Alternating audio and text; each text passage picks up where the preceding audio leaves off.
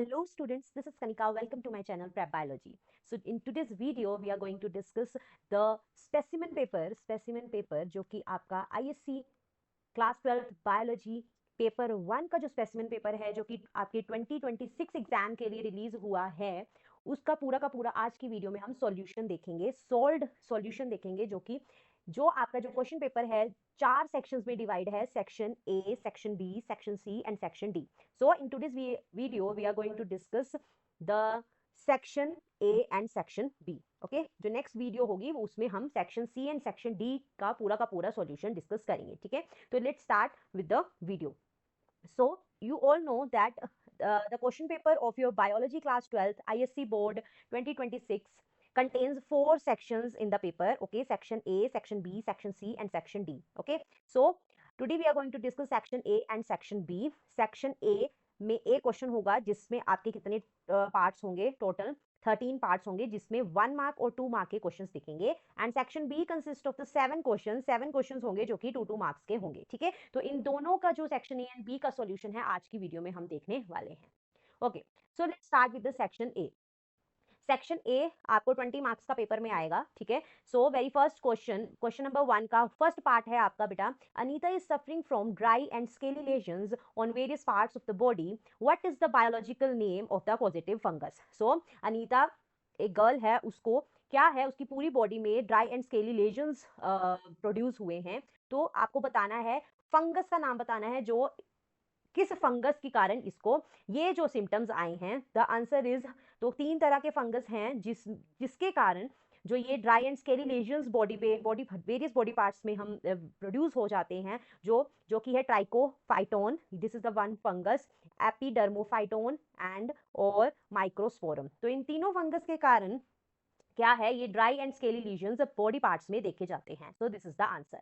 second question is the if the number of the chromosomes in the endosperm is 12। ठीक है, तो endosperm का आपको नंबर ऑफ क्रोमोसोम दे रखा है 12, then what will be the number of chromosomes in megaspore mother cell। okay, so we know that endosperm की ploidy क्या है, एंडोस्पर्म ट्रिप्लॉइड होता है 3n। ओके, सो तो 3n इज इक्वल टू 12 लिख सकते हैं हम, क्योंकि एंडोस्पर्म की प्लॉइडी है 3n इज इक्वल टू 12। तो n निकाल लेंगे वहां से हम, n is equal to 12/3, answer is 4। ठीक है, तो n हमारे पास क्या आ जाता है, 4 आ जाता है। तो हमने निकालना क्या है, then what will be the number of chromosomes in megaspore mother cell. Okay, तो आपको 1 MMC में नंबर ऑफ क्रोमोसोम बताना है। ठीक है, तो मेगास्पोर मदर सेल की जो प्लॉइडी होती है बेटा, वो होती है diploid, that is 2n। Okay, so तो हम जब megaspore mother cell 1 MMC is equal to 2n, n की जगह हम 4 पुट कर देंगे, तो 2 × 4 इज 8 क्रोमोसोम्स 1 MMC में दिखेंगे। ठीक है, तो इस तरह के न्यूमेरिकल्स भी आपको एग्जाम्स में आते हैं। ठीक है जी, so this is the solution. Next part आ जाता है बेटा third. Renu was conducting an experiment. She started with the single DNA strand. Okay, तो रेनू एक गर्ल है, वो एक्सपेरिमेंट करती है और वो ए सिंगल DNA स्ट्रैंड से स्टार्ट करती है and ran 6 cycles of the PCR। What is PCR? PCR is polymerase chain reaction. ठीक है, तो एक स्ट्रैंड से, सिंगल स्ट्रैंड से स्टार्ट करती है और 6 साइकिल्स PCR के वो रैन करती है। ठीक है, तो to produce number of molecules of the DNA। Okay, so आपको पूरे के पूरे 6 साइकिल के बाद, 6 साइकिल PCR करने के बाद, पॉलीमरेज चेन रिएक्शन करने के बाद आपको बताना है कितने नंबर ऑफ मॉलिक्यूल्स DNA के बने होंगे। ओके, सो कैसे हम इसको सॉल्व करेंगे, हमें पता है number of DNA molecules doubles with each cycle. ठीक है, तो हर एक साइकिल में 2-2 DNA मॉलिक्यूल्स बनते हैं। ठीक है, तो एक साइकिल में कितने बनेंगे, 2 DNA मॉलिक्यूल्स बनेंगे। कितने साइकिल्स करे उसने, 6 साइकिल्स करे, फॉर 6 साइकिल्स, तो हमारे पास आ जाएगा 2⁻6। ओके, तो आंसर इज कितने मॉलिक्यूल्स बने टोटल DNA, 64 मॉलिक्यूल्स, पूरे के पूरे DNA मॉलिक्यूल्स 6 साइकिल्स के बाद बने। ठीक है, तो इस तरह के न्यूमेरिकल्स भी आपको कई बार PYQs में देखे गए हैं, तो अच्छे से आप करके जाना। Next part is the fourth. At what stage of the embryonic development can the zygote be introduced in the fallopian tube in ZIFT? ठीक है, ZIFT क्या है, जाइगोट इंट्राफेलोपियन ट्रांसफर। ये एक टेक्निक है, किसके अंडर आती है, ART के अंडर आती है, that is assisted reproductive techniques. ठीक है, तो आपको बताना है किस स्टेज एम्ब्रियोनिक डेवलपमेंट के किस स्टेज में जाइगोट को इंट्रोड्यूस किया जाता है, किसके दौरान, जिफ्ट के दौरान। तो आपको ये डायरेक्ट एनसीईआरटी में भी आंसर है, तो ये आपका 8 to 16 ब्लास्टोमेरिक स्टेज में जब एम्ब्रियोनिक स्टेज होती है तो इसको किसमें इंट्रोड्यूस किया जाता है, फीमेल के फेलोपियन ट्यूब में इंट्रोड्यूस किया जाता है। ओके, सो कौन सी stage, 8 to 16 blastomeric stage. Part is when a cross is made between tall plants with yellow seeds. तो आपको जीनोटाइप दे रखा है tall plant with yellow seed का, capital T capital Y small Y, and tall plant with green seed का दे रखा है capital T small Y small Y. तो आपको बताना है कि आपके ऑफस्प्रिंग्स में कितना रेशो होगा tall plant with green seeds का, मतलब क्या रेशो होगा capital T tall and green green seeds, that means small Y green seeds. ठीक है, तो ये आपको बताना है। तो सबसे पहले हम क्या करेंगे, first of all the genotypes हम लिख देंगे पेरेंट्स का। ठीक है, उसके बाद हम गैमीट्स बनाएंगे। गैमीट्स, इसके हमारे 4 गैमीट्स बन जाते हैं, capital T capital Y, capital T small Y, small T small Y, small T capital Y. And second parent के हमारे पास 2 जीनोटाइप बनते हैं, that is gametes capital T small Y, small T small Y. Okay, so the Punnett square हम form करते हैं, तो हमारे पास एक पेरेंट के 4 यहाँ पे लिख लेंगे और गैमीट्स, एंड दूसरे पेरेंट के 2 ये गैमीट्स हम लिख देंगे। पुन्नेट स्क्वायर वी नो कैसे हम dihybrid monohybrid cross करते हैं, तो capital T capital Y small Y, यहाँ पे इसका आ गया। ठीक है, और एक ऑफ स्प्रिंग्स इस तरह से capital T small Y second, capital T small Y third, capital T capital Y small Y fourth, capital T capital Y small Y fifth, capital T small Y sixth, cap small T small Y seventh, and this is eighth. तो हमारे पास कितने offsprings आ गए, 8 offsprings आ गए, तो यहाँ पे हम 8 लिख देंगे। ठीक है, तो अब हमने निकालना किसका है, तो हमने toll plant with green seeds का निकालना है। तो हमारे पास एक कैपिटल टी होना चाहिए जीनोटाइप में और एक स्मॉल वाई होना चाहिए जीनोटाइप में। ठीक है, ओके, तो कैसे टॉल विद ग्रीन सीड्स कैसे निकालेंगे, यहाँ पे टॉल तो है capital T capital Y, but यहाँ पे कैपिटल वाई है जो कि क्या शो कर रहा है, येलो सीड्स, तो ये तो नहीं होगा। ठीक है, कैपिटल टी टोल है, small Y green seeds, yes yellow, तो यहाँ पे 1 आ गया, this is 1। Okay, second is capital T ये शो कर रहा है tall, small Y green, yes this is second. Okay, third capital T ये टोल शो कर रहा है, बट कैपिटल वाई भी है यहाँ पे, बट यहाँ पे येलो हो जाएगा, हमें तो क्या चाहिए, ग्रीन चाहिए। ठीक है, ये नहीं होगा, 2 तो यहाँ पे हो गए। कैपिटल टी कैपिटल वाई भी है, यहाँ पे भी नहीं होगा, ये भी ग्रीन शो करेगा सीड्स। कैपिटल टी यहाँ पे tall and small Y, this is third, 1 2 and third. ठीक है, तो यहाँ पे तीन तीन हमारे ऑफस्प्रिंग ऐसे होंगे 8 में से जो कि क्या शो कर रहे हैं, toll plants with green seeds. Okay, तो 3/8 इज द आंसर। तो इस तरह से आपको डाईहाइब्रिड एंड मोनोहाइब्रिड क्रॉस के जो रेशियोज हैं कैसे निकालते हैं ये आपको पता होना चाहिए। ठीक है जी, next part is the A researcher scholar isolated a new restriction enzyme from the Thermus aquaticus। ठीक है, इस बैक्टीरिया से एक रिसर्चर ने restriction enzyme आइसोलेट किया। स्ट्रेन उसकी दे रखी है YT3। Okay, it was the 4th restriction enzyme discovered from this strain। ठीक है, तो आपको पूरा का पूरा scientifically accurate name for this enzyme using the standard nomenclature rules. ठीक है, तो हमें पता है किस तरह से हम इसका पूरा का पूरा साइंटिफिक नेम निकालते हैं। सबसे पहले जो यहाँ पे हमारा रेस्ट्रिक्शन एंजाइम जो बैक्टीरिया ले रखा है, ठीक है, जीनस का, this is genus and this is species. Genus का थर्मस है तो इसका कैपिटल टी ले लेंगे, एंड स्पीशीज के फर्स्ट 2 लेटर्स ले लेंगे, तो TAQ। ओके, ये आ गया। स्ट्रेन हमारे पास YT3 है तो इसका फर्स्ट लेटर ले लेंगे Y। ओके, तो TAQY।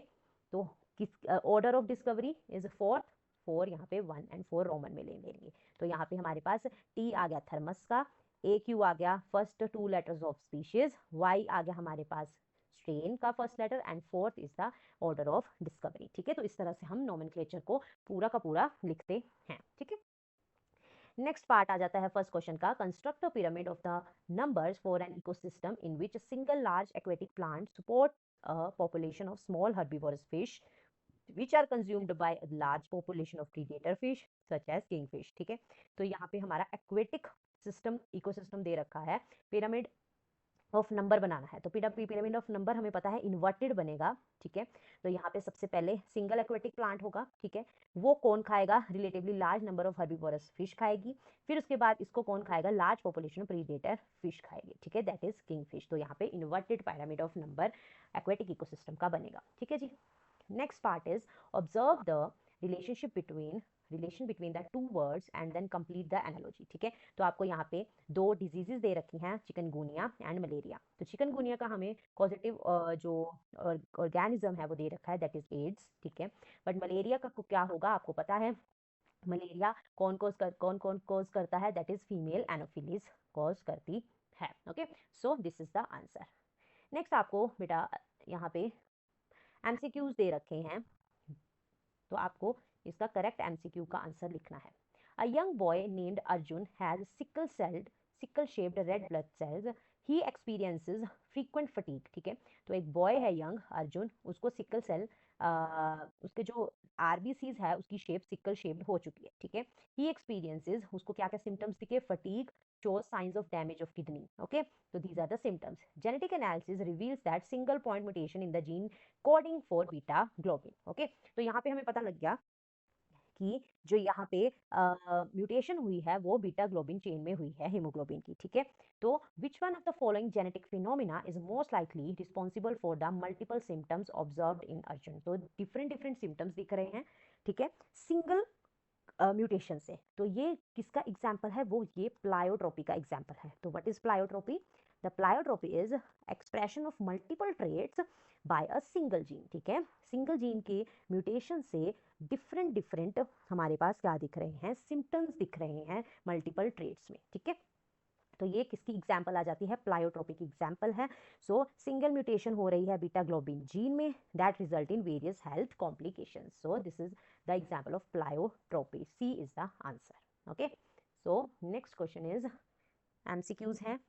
Kiwi, kiwi is a fruit, is a dioecious species, monoecious, dioecious, आपको बेटा ये सारी साइंटिफिक टर्म्स पता होनी चाहिए। डायोशियस का मतलब है मेल एंड फीमेल पार्ट अलग अलग प्लांट में है। ठीक है, डायोशियस का मतलब है मेल एंड फीमेल पार्ट जो हैं वो अलग अलग फ्लावर में दिख रहे हैं। ठीक है, which of the following methods can be definitely ruled out as a possible mode of pollination in that case. तो आपको बताना है कीवी एक फ्रूट है जो कि डायोशियस है, उसका क्या है, मेल एंड फीमेल जो फ्लावर है, पार्ट है, वो अलग अलग प्लांट फ्लावर में है। ठीक है, ओके, एक में आपको यहाँ पे ये दिख रहा है और एक में आपको एंथर्स दिख रहे हैं। ठीक है जी, तो आपको बताना है इनमें से कौन सी जो पॉलिनेशन की टाइप है वो नहीं पॉसिबल, मतलब इम्पॉसिबल है। ठीक है, इम्पॉसिबल बतानी है। ठीक है जी, तो अब हमें पता है कि अगर कोई भी प्लांट डायोशियस है मतलब एक में हमारे पास फीमेल पार्ट है और दूसरे फ्लावर में हमारे पास एंथर्स हैं, तो ये पक्का है कि इसमें क्या नहीं होगी, यहाँ पे सेल्फ पॉलिनेशन नहीं होगी। ठीक है जी, सेल्फ पॉलिनेशन तो वही होती है जहाँ पे मेल एंड फीमेल पार्ट एक ही फ्लावर में हो। ठीक है, तो इजीली सेल्फ पॉलिनेशन हो जाएगी। तो सेल्फ पॉलिनेशन नहीं होगी मतलब हमारे पास ऑटोगैमी भी सेल्फ पॉलिनेशन का पार्ट है। ठीक है, ये भी नहीं होगी। गिटोनोगैमी भी सेल्फ पॉलिनेशन का पार्ट है, ये भी नहीं होगी। ठीक है, तो हमारे पास ये तीनों जो फर्स्ट तीन पार्ट्स हैं हमारे पास ये इम्पॉसिबल है कीवी प्लांट में। ठीक है, सेल्फ पॉलिनेशन नहीं होगी, ऑटोगैमी नहीं होगी, गिटोनोगैमी नहीं होगी, these are the all the sub parts of the self pollination. तो सिर्फ और सिर्फ क्या पॉसिबिलिटी है, क्या होगी, xenogamy, that is cross pollination. Cross pollination इसमें पॉसिबल है। ठीक है, क्योंकि मेल एंड फीमेल जो पार्ट्स हैं वो अलग अलग फ्लावर में है। तो हमें क्या रूल, हमें इम्पॉसिबल बताना है, तो P Q and R the impossible, तो D is the answer. Next बेटा आपके दो असर्शन रीजंस हैं, असर्शन रीजंस भी आपको एग्जाम में आएंगे। तो next part is the given below two statements हैं असर्शन एंड रीजन की, आपको बताने हैं इन तीनों में से। Assertion is given an amino acid is in polypeptide chain is not always altered even due to the change in the third nitrogenous base of the codon. Yes, this is true, क्योंकि हमें पता है genetic code में हमने देखा एक property है genetic code की, कोडोन्स की, दैट इज डीजेनरेसी। ठीक है, डीजेनरेसी का मतलब है multiple codon can code for same amino acid. ठीक है, तो एक अमाइनो एसिड के लिए मल्टीपल कोडोन्स हो सकते हैं, जैसे कि एग्जांपल देख लेते हैं, फिनाइल एलानीन। ठीक है, तो ये जो अमाइनो एसिड है किन किन से कोडोन है, multiple codon, that is triple U, UUC. ये दोनों के जो दोनों कोडोन्स हैं वो एक अमाइनो एसिड से क्या करते हैं, कोड करते हैं। ठीक है, तो दिस इज राइट। रीजन क्या है, the amino acid does not change due to degeneracy of the genetic. Yes, this is true. Okay, degeneracy property के कारण जो मल्टीपल एक अमाइनो एसिड है पॉलीपेप्टाइड चेन में is not always altered due to the change in the third nitrogenous base of the codon. Okay, so the answer is both assertion and reasons are true. and is the correct explanation of the assertion. Okay, so next assertion reason देख लेते हैं बेटा. Next is given below are two statements. Assertion दे रखा है BT cotton BT toxin gene has been cloned from the bacteria E. coli and expressed in plants to provide resistance from the insect without need of the insecticide. No, बेटा ये किससे clone हुआ था bacteria? Bacillus thuringiensis. BT का मतलब क्या है? Bacillus thuringiensis. So this is incorrect. BT cotton is produced in crystalline state by the above mentioned bacteria. ये तो ठीक है, crystalline state में होता है, but above mentioned bacteria no, E. coli से नहीं, Bacillus thuringiensis से हुआ है. ठीक है, तो दोनों ही स्टेटमेंट्स हमारी गलत आ जाती हैं. तो हमारा आंसर आ जाता है, आंसर इज यहाँ पे एक both assertion and reasons are false. D is the answer. Okay, so this is the answer. Next question आ जाता है बेटा, that is why are the tendrils of the vine that is vitis plant and the pea that is rhizome considered to be analogous organs? First of all, you have to know what do you mean by the analogous and homologous organs. Beta, analogous organs are the organs which perform similar functions but they are anatomically different structures. They have anatomically different structure होगा, similar function होगा. तो क्यों कहा जाता है tendril of vine and pea को? Because tendrils of vines are modified stems, okay, and peas are modified leaves. They perform the same function, that is climbing and supporting the plant. Okay, so same function but different structures, that's why they are considered as analogous organs. Okay, next question is, next part आ जाता है, Ravi wanted to grow rice in his field. ठीक है, रवि एक बच्चा है जो कि अपने फील्ड में, ठीक है, ग्रो करना चाहता है क्या? Rice. He was very considered about the environment. ठीक है, environment degradation, so he did not want to use chemical fertilizers. तो वो chemical fertilizers को नहीं यूज करना चाहता. तो उसके लिए आपको बायोलॉजिकल मेथड बताने होंगे, सुटेबल बायोलॉजिकल मेथड्स जो कि रवि उस अपने राइस को ग्रो करने के लिए यूज करे. तो हमें पता है कि जो साइनोबैक्टीरियाज है लाइक एनाबिना, नोस्टॉक, ठीक है, ओलोसीरा, और nitrogen fixing bacterias like azospirillum, azolla, okay, fern plant with habit, ये जो हमारे केमिकल फर्टिलाइजर्स नहीं है, ये बायोलॉजिकल फर्टिलाइजर्स हैं जो कि रवि यूज कर सकता है अपनी राइस को ग्रो करने के लिए. तो this is the answer. Okay, next question is answer the following. तो ये आपको दो पार्ट्स दे रखे हैं. Expand the abbreviation NPP. NPP क्या है बेटा? NPP is the net primary productivity. NPP हमें पता है, NPP is equal to GPP minus respiration, gross primary productivity minus respiration. ठीक है, next question is rule of the equivalence states that in DNA adenine equals thymine and guanine equals cytosine. This is due to the base pairing in double helix, thus purines equal pyrimidines. Which scientist offered this concept? ठीक है, तो Irwin Chargaff. ठीक है, हमें पता है कि चारगेफ्स rules जो दिए थे एरविन किसने? चारगेफ्स ने. एरविन चारगेफ्स, ये जो साइंटिस्ट थे, उन्होंने चारगेफ्स रूल्स दिए थे डीएनए के स्ट्रक्चर के ऊपर, जिसमें एडेनिन पेयर करता है थायमिन के साथ डबल बॉन्ड के साथ एंड ग्वानिन पेयर करता है साइटोसिन के साथ ट्रिपल बॉन्ड के साथ. ठीक है, तो number of purines is equal to number of pyrimidines. तो ये these are some of the rules given by the Erwin Chargaff. Okay, next part is numerical आ जाता है बेटा. A bilobed dithecus anther has 100 microspore mother cell. ठीक है, तो हमें पता है कि बाइलोब्ड का मतलब है टू लोब्स. ठीक है, तो हम एंथर का स्ट्रक्चर देख लेते हैं कैसा है. हमें पता है एंथर बाइलोब्ड है, टू लोब्स प्रेजेंट है. ये एंथर है and this is the filament. जब हम इसका क्या ट्रांसफर सेक्शन कट करते हैं तो हमें यहाँ पे किस तरह का स्ट्रक्चर दिखता है? हमें इस तरह का टेट्रागोनल स्ट्रक्चर दिखता है. ठीक है, तो एक डाइथिकस एंथर में कितने माइक्रोस्पोरेंजिया होते हैं? 1 2 3 एंड 4 माइक्रोस्पोरेंजिया होते हैं. ठीक है, तो आपको कैलकुलेट क्या करना है? कैलकुलेट करना है how many male gametophyte can this anther produce. Male gametophyte का मतलब है कितने पोलन ग्रेन्स बनेंगे. ठीक है, तो हमें पता है गिवन क्या है? What is given? Given is bilobed डाइथिकस anther है, कितने माइक्रोस्पोर मदर सेल है? 100 माइक्रोस्पोर मदर सेल पर माइक्रोस्पोरेंजिया. एक माइक्रोस्पोरेंजिया में कितने एमएमसी है? 100. ठीक है, तो हमें पता है डाइथिकस है, 4 माइक्रोस्पोरेंजिया में कितने होंगे? 4 माइक्रोस्पोरेंजिया में कितने होंगे? 400 माइक्रोस्पोर मदर सेल. एक का गिवन है बेटा, पर माइक्रोस्पोरेंजियम दे रखा है. हमें पता है कितने माइक्रोस्पोरेंजिया है? 4. 4 माइक्रोस्पोरेंजिया, तो 100 into 4 400 माइक्रोस्पोर मदर सेल. अब हमने क्या बनाना है? हाउ मेनी मेल गैमेटोफाइट्स, मतलब how many pollen grains produce. तो एक एमएमसी कितने पोलन ग्रेन करता है, 4 पोलन ग्रेन्स। तो 400 एमएमसी माइक्रोस्पोर मदर सेल कितने, 400 इंटू 4, 1600 पोलन ग्रेन्स प्रोड्यूस होंगे, that is 1600 male gametophyte produce होंगे। This is the answer. Okay, next question is the diagram, आपको डायग्राम दे रखा है, ठीक है, ह्यूमन फिटस का डायग्राम है ये, ह्यूमन फिटस का डायग्राम है ये, ठीक है। तो आपको बताना है ये जो लेबलिंग बी है ये आपको लेबल करना है, आइडेंटिफाई करना है। तो बेटा हमें पता है ये पूरा का पूरा प्लेसेंटा है और प्लेसेंटा के अराउंड यहाँ पे फिंगर लाइक प्रोजेक्शंस जो ये हैं इनको क्या बोलते हैं, कोरियोनिक विलाई बोलते हैं। क्या बोलते हैं, कोरियोनिक विलाई। तो ये these are the finger like projections that develop from the outer layer of the embryo. Okay, so ये एम्ब्रियो है, ठीक है, this is the umbilical cord and इसके अराउंड फिंगर लाइक प्रोजेक्शंस है कोरियोनिक विलाइज, जो कि क्या करती हैं, सरफेस एरिया को इंक्रीज करती हैं for the exchange of material. Okay,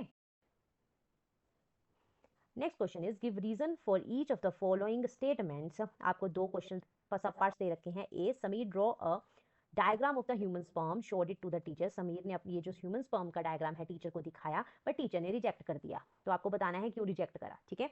तो ये स्टूडेंट ने बनाया और टीचर ने पूरा क्रॉस कर दिया, रिजेक्ट कर दिया। व्हाई, क्योंकि हमें पता है मिडल पीस यहाँ पे देखो, यहाँ this is the middle piece, no this is the head region, okay, and this is the tail, no this is the tail, okay. तो this is the middle piece, तो गलत लेबलिंग कर रखी है, that's why teacher rejected this diagram. Tail part has been labeled in the middle piece of the sperm, head is labeled as middle piece. Okay, next B part, even under the similar environmental conditions decomposition of the exoskeleton of the millipedes occurs more slowly than the leaves. ठीक है, तो अगर दोनों similar environment में हैं, मतलब ये जो एक्सोस्केलेटन ऑफ मिलीपीड भी और लीव्स भी, ठीक है, बट जो डिकम्पोजिशन है एक्सोस्केलेटन की बहुत स्लो होती है as compare to the leaves. आपको बताना है व्हाई। ओके, तो बेटा याद रखना जो मिलीपीड्स है काइटिनस एक्सोस्केलेटन होती है, ठीक है, मोर स्लोली वो क्या करेंगे, डिकम्पोज होंगे। क्यों, क्योंकि काइटिन की बॉडी है, मतलब आउटर जो एक्सोस्केलेटन है वो आउटर स्केलेटन है वो काइटिन का बना है, काइटिन कंपोजिशन है, मतलब chitin is the polysaccharide that is more resistant to the microbial decomposition than the cellulose. Cellulose से क्या बना है, लीव्स बने हैं, सेल वॉल लीव्स की किससे बनी है, सेल्यूलोज से। तो करके जो काइटिन पॉलीसेकेराइड है वो more resistant to the microbial decomposition है then the cellulose and lignin that found in the leaves. Okay, that's why millipede chitinous exoskeleton decomposes more slowly than the leaves. Okay, so this is the reason. Now we are going to discuss section B that contains 14 marks. Okay, तो section B में आपको 7 questions आएंगे जो कि आपके 2 marks के होंगे. Okay, let's start. तो क्वेश्चन नंबर 2 जो है उसके 2 पार्ट्स हैं बेटा आपको यहाँ पे स्पेसिमेन पेपर में। First part is the construct an ideal pyramid of energy when 10 lakh joules of sunlight is available. Label all its trophic level. तो आपको यहाँ पे 10% लो से क्वेश्चन है, ठीक है। तो उसमें क्या होता है, पिरामिड होता है, ठीक है, प्रोड्यूसर्स, हर्बीवोर, कार्निवोर, ठीक है। तो हर लेवल पे 10% जो एनर्जी कंज्यूम होती है, ठीक है। तो आपको किसका कितनी आपके पास एनर्जी दे रखी है, कितने एनर्जी है, that is 10 lakh joules of sunlight. Okay, so कैसे बनाएंगे ट्रॉफिक लेवल्स पे, तो सनलाइट पे हमारे पास टोटल 10 लाख जूल एनर्जी है। तो सबसे पहले प्लांट्स ऑब्जर्व करेंगे इसको, ठीक है, तो पूरी की पूरी एनर्जी जो सनलाइट की होगी वो ले लेंगे। उसके बाद हर्बीवोर्स आएंगे, हर्बीवोर्स पे 10% लो लगेगा, जहाँ पे 10% एनर्जी कंज्यूम हो जाएगी प्लांट्स की ओर से। तो कितनी बची हमारे पास, 10,000 जूल, ठीक है। फिर उसके बाद कार्निवोर्स आएगा, कितनी बची, 1000 जूल, ठीक है। तो this is the answer of this question. तो और करके आपको यहाँ पे आ रखा है, ऑप्शन है, ठीक है, ऑप्शनल है ये क्वेश्चन, तो दोनों में से आपको कोई एक करना होगा, ठीक है। तो किस तरह से है, देखो आपको ग्राफ दे रखा है। The graph given below is based on the data collected from the survey conducted on the species richness of the group of mammals in 3 different climatic regions of the world. तो 3 different climatic regions दे रखे हैं पूरे world के, polar region, temperate region and tropical region, ठीक है। तो एक तरफ ग्राफ के आपके पास यहाँ पे लिख रखा है स्पीशीज रिचनेस, ठीक है। तो आपके पास 3 यहाँ पे जगह दे रखी हैं, that is Brazil, France and Norway, ठीक है। ब्राजील के पास कितनी स्पीशीज है, 540 स्पीशीज है, ठीक है, ऑफ मैमल्स। ओके, फ्रांस के पास 303 स्पीशीज ऑफ मैमल्स हैं एंड नॉर्वे के पास सबसे कम है, that is 65 species of mammals. तो अब क्वेश्चन क्या बताता है, इसके सब पार्ट्स दे रखे हैं। A, based on the species richness identify the location of these countries in the respective climatic regions shown in the graph. तो आपको इन तीनों कंट्रीज को स्पेसिफाई करना है कि क्या क्या उनकी लोकेशंस होगी, ब्राजील कहाँ आएगा, फ्रांस कहाँ आएगा और नॉर्वे कहाँ आएगा। ठीक है, तो बेटा ये स्पीशीज रिचनेस से आपको क्वेश्चन दे रखा है, जो आपका लैटिट्यूडनल ग्रेडियंट वाला जो आपका टॉपिक है वहां से ये क्वेश्चन बना है। तो किस तरह से इसको सॉल्व करेंगे बेटा, तो देखो बेटा सबसे पहले याद रखना ये इस पूरे के पूरे ये पूरा का पूरा आपका लैटिट्यूडनल ग्रेडियंट मैंने यहाँ पे शो कर रखा है। तो ये जो हमारे पास मिडल में आता है दैट इज द इक्वेटर, और यहाँ पे ये जो नॉर्थ एंड साउथ पोल्स आ जाते हैं। ठीक है, तो आपको याद रखना है जो इक्वेटर में सबसे ज्यादा बायोडाइवर्सिटी होगी, सबसे ज्यादा मैमल्स पाए जाएंगे, सबसे ज्यादा स्पीशीज रिचनेस होगी। ठीक है, कहाँ पे, इक्वेटर पे। जब हम इक्वेटर से अवे जाते हैं, ठीक है, चाहे वो इस तरफ चाहे वो उस तरफ, ठीक है, तो अवे जाते हैं और हम कह सकते हैं टुवर्ड्स द पोल्स जाते हैं, तो स्पीशीज जो है बायोडाइवर्सिटी जो है वो कम होती है, लो बायोडाइवर्सिटी होती है। ठीक है, तो ये आप इस कंसेप्ट को अच्छे से पकड़ लेना। इक्वेटर पे हाईएस्ट बायोडाइवर्सिटी है। क्यों हाईएस्ट बायोडाइवर्सिटी है? क्योंकि यहाँ पे मिनिमम सीजनल वेरिएशंस होती हैं जो कि एनवायरनमेंट को स्टेबल रखती हैं, एंड सोलर एनर्जी सबसे ज्यादा होती है इक्वेटर पे, जिसके करके प्रोडक्टिविटी भी ज्यादा होती है। ठीक है, तो यहाँ पे ब्राजील कहाँ आएगा? ब्राजील के पास सबसे ज्यादा स्पीशीज हैं, तो सबसे ज्यादा स्पीशीज हैं, तो इसका मतलब ब्राजील आएगा ट्रॉपिकल रीजन में। ठीक है, तो ब्राजील ट्रॉपिकल रीजन में आएगा। ठीक है जी, उससे कम किसके पास है? फ्रांस। फ्रांस टेम्परेट रीजन में आएगा, एंड पोलर रीजन में सबसे कम बायोडाइवर्सिटी होगी। क्यों?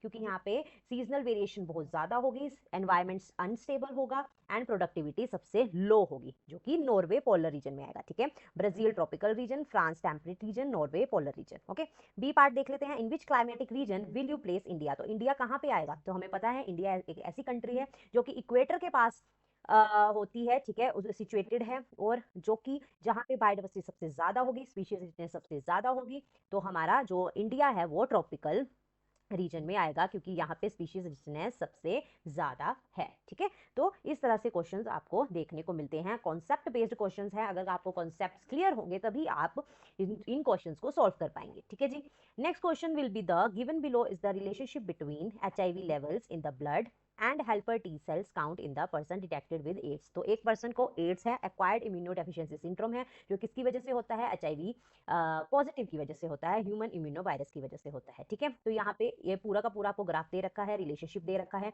तो आपको इन दोनों क्वेश्चंस के आंसर्स देने होंगे। ठीक है, सब the first is the describe the trend observed between viral load and immune response following initial infection. ठीक है, तो आपको डिस्क्राइब करना है ये पूरा का पूरा ट्रेंड। तो बेटा याद रखना, एक तरफ आपको दे रखा है कॉन्सेंट्रेशन इन ब्लड, ठीक है, with time.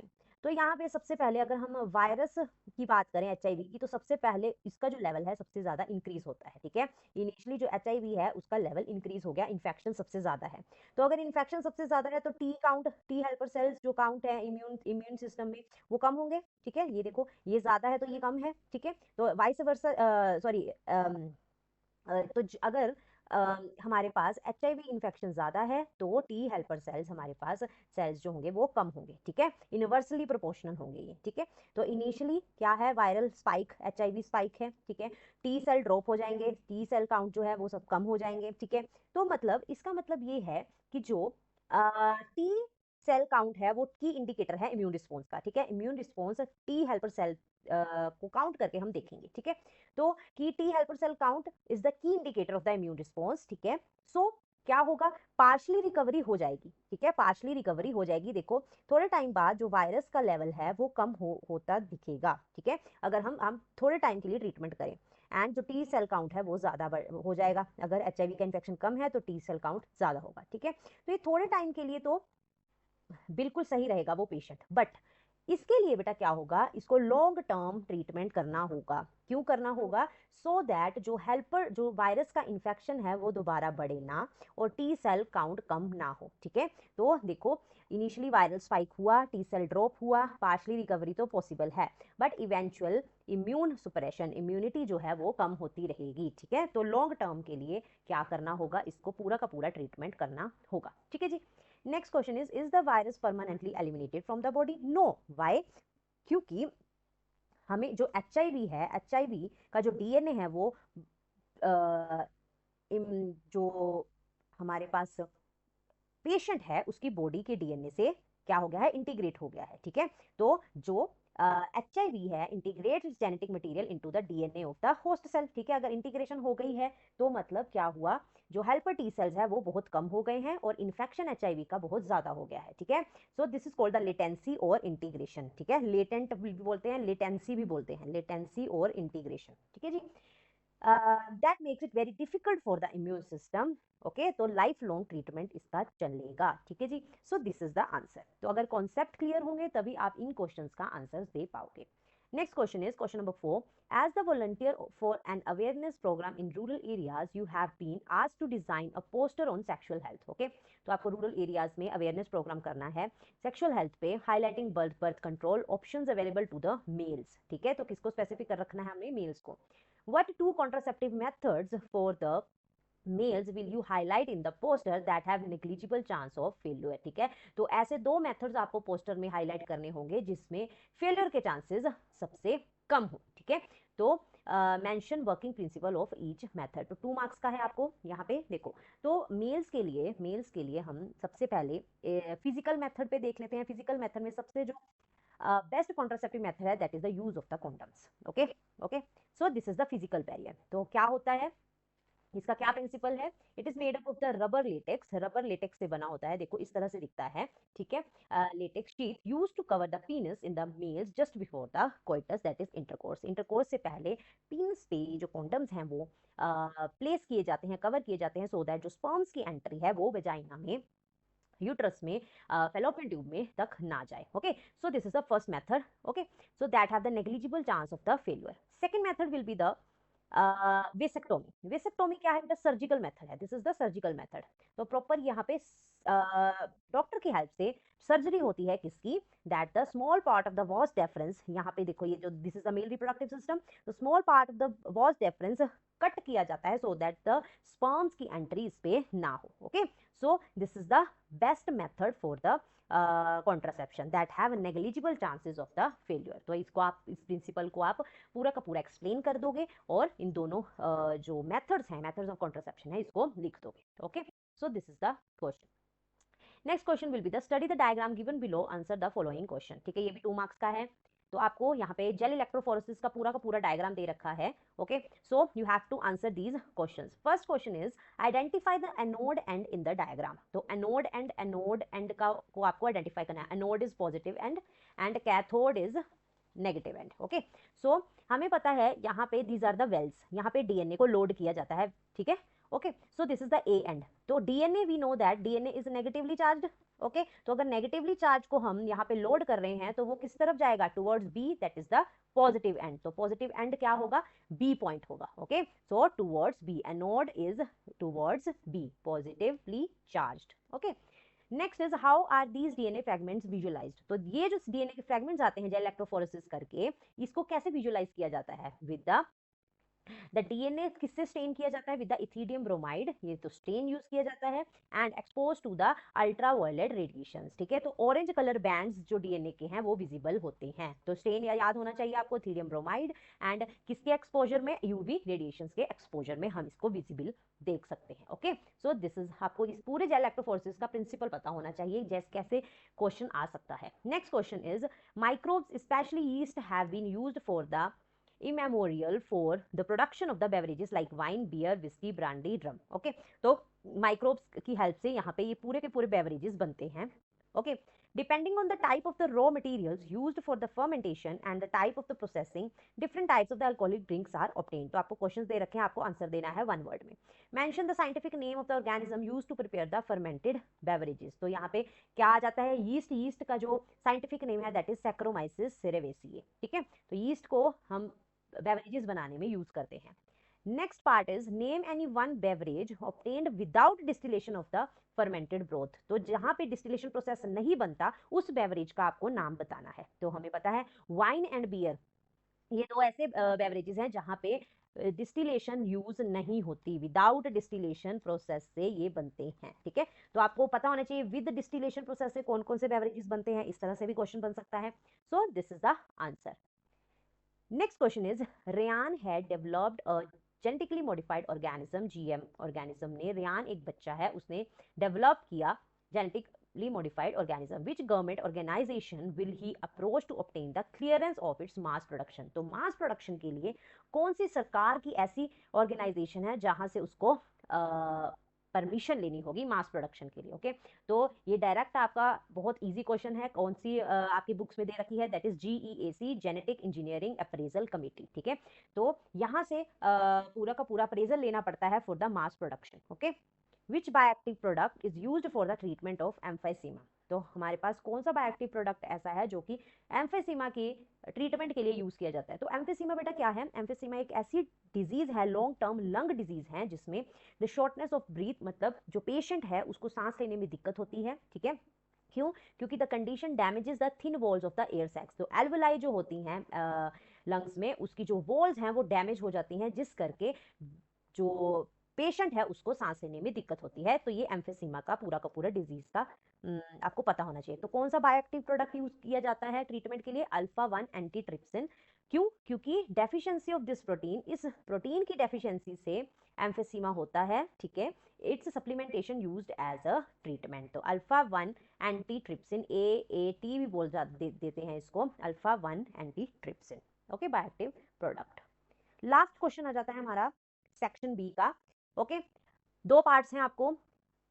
First part is in a barn there was 30 rats, 5 more rats entered the barn. ठीक है, तो टोटल 30 रैट्स हैं हमारे पास, तो 5 जो रैट्स हैं वो एंटर कर जाते हैं उस बार्न में। ठीक है, 6 of the rats were eaten by the cats, तो 6 रैट्स मर जाते हैं। If 8 rats were born during the same period, मतलब 8 रैट्स की बर्थ हो जाता है सेम पीरियड में, during the same time 7 rats left the barn, and 7 rats जो होते हैं उस बार्न को छोड़ के चले जाते हैं। तो आपको बताना है find the resultant rat population in the barn at the end of 1 week. तो बेटा ये कॉन्सेप्ट लगेगा आपका पूरा का पूरा। ठीक है, ये पूरा का पूरा कॉन्सेप्ट आपकी बुक्स में दे रखा है, that is the natality, immigration, mortality. Natality is birth rate, mortality is death rate. ठीक है, तो ये पॉपुलेशन डेंसिटी का कॉन्सेप्ट लगेगा यहाँ पे। हमें पता है यहाँ पे क्या फॉर्मूला है, आपकी बुक्स में दे रखा है, that is the NT plus 1 is equal to NT plus bracket B plus I. What is B? B is natality plus I is immigration. Okay, negative minus D plus E. Okay, तो negative क्या होंगे? Death rate, mortality, ई migration, ई। Okay, तो ये पूरा का पूरा formula हम लगा देंगे यहाँ पे। तो यहाँ पे क्या बनेगा? N T, that is the total rats कितने थे? 30। Okay, plus birth, B that is the natality, birth rate क्या है हमारे पास यहाँ पे? 5। Okay, plus I is immigration, कितने कितने छोड़ के चले गए? That is sorry, I is immigration, yes. तो कितना? 8। Okay, minus D death rate is 6 plus 7। तो हमारे पास ये पूरा का पूरा कॉन्सेप्ट लगा के क्या आंसर आ जाएगा? 30। ओके, सो इस तरह के न्यूमेरिकल्स भी आपको देखने को मिलेंगे। ओके जी, next question is define carrying capacity. Carrying capacity कहां से बेटा कॉन्सेप्ट आया है? कैरिंग कैपेसिटी का कॉन्सेप्ट पॉपुलेशन ग्रोथ कर्व से आया है। पॉपुलेशन ग्रोथ कर्व हमें पता है इस तरह से दिखता है, उसके दो तरह के ग्राफ बनते हैं, जे शेप्ड एंड एस शेप्ड। ठीक है, तो कैरिंग कैपेसिटी हमारे पास ये के डिनोट्स करता है। कैरिंग कैपेसिटी क्या है? Habitats are species specific and have resources up to limit, ठीक है, that can maximum number of the individuals to grow and reproduce. This limit of habitat subsist a species is called the carrying capacity. जो maximum limit होती है, ठीक है, उसको बोला जाता है क्या? Carrying capacity. ओके, जो maximum limit of the resources हैं जो कि इंडिविजुअल को ग्रो और रिप्रोड्यूस करने में हेल्प करते हैं, उस लिमिट को बोला क्या? Carrying capacity. So this is all about the today's video. हमने specimen paper ISC class 12 biology board exam के लिए जो रिलीज हुआ है, section A and section B हमने आज कंप्लीट कर लिया है। Section C and section D आप आने वाली वीडियो में देखेंगे। ठीक है, सो इस पूरे के पूरे स्पेसिमेन पेपर को जरूर सॉल्व करना। यहाँ से काफी क्वेश्चंस आपको, किस तरह के क्वेश्चंस आएंगे ये नहीं है जरूरी कि यही क्वेश्चन आए, किस तरह के क्वेश्चंस बनेंगे, कॉन्सेप्ट बेस्ड क्वेश्चन, यहाँ से आपको आइडिया हो जाएगा। सो this is all about today's video. If you like this video, like, share and subscribe my channel, that is prep biology. Follow for more. Thank you.